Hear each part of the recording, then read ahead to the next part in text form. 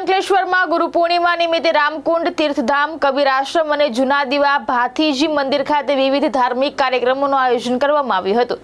સવારથી જ મંદિરો અને આશ્રમોમાં ભક્તોની ભીડ ઉમટી હતી। આ પાવન અવસરે રાજ્યમંત્રી ઈશ્વરસિંહ પટેલે સંતો મહંતોના આશીર્વાદ મેળવ્યા હતા। દેશભરમાં ગુરુ પૂર્ણિમાનો પવિત્ર તહેવાર શ્રદ્ધા અને ભક્તિભાવપૂર્વક ઉજવવામાં આવી રહ્યો છે।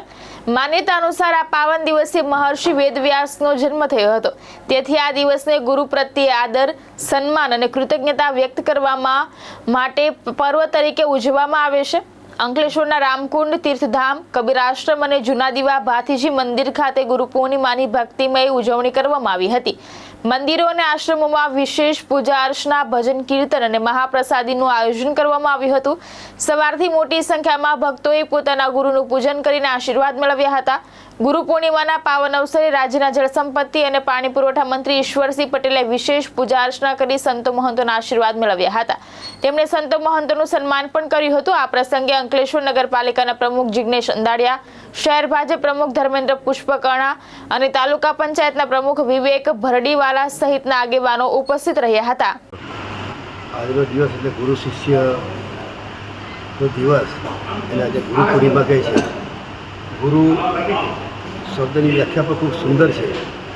ગુ એટલે અંધકાર અને રૂ એટલે નાશ કરનાર। જે જીવનની અંદર જે અંધકાર છે એને દૂર કરનારો જે ગુરુ છે, ત્યારે પ્રથમ ગુરુ એ જનતા કહેવાય માતા, અને દ્વિતીય ગુરુ એ આપણને જે જ્ઞાન આપે, સંસ્કાર આપે, એ ગુરુ કે જેમના થકી આપણને અંધકારમાંથી દૂર કરીને સાચું જીવન જીવવાની કરાશ જેને શીખી છે, એ ગુરુ પૂર્ણિમા નિમિત્તે તમામ મારા ગુરુશ્રીને હું વંદન કરું છું। જય શ્રી રામ। આજે ગુરુ પૂર્ણિમા મહોત્સવ ભારત દેશને વિદેશમાં પણ ગુરુ પૂર્ણિમા મનાવે છે, ત્યારે ગુરુ પૂર્ણિમા અંકલેશ્વર રામકુંડ તીર્થ ઉપર દિવ્ય અને ભવ્યથી ઉજવાઈ રહ્યો છે। ગુરુ પૂર્ણિમાની હાર્દિક બધાને શુભકામના।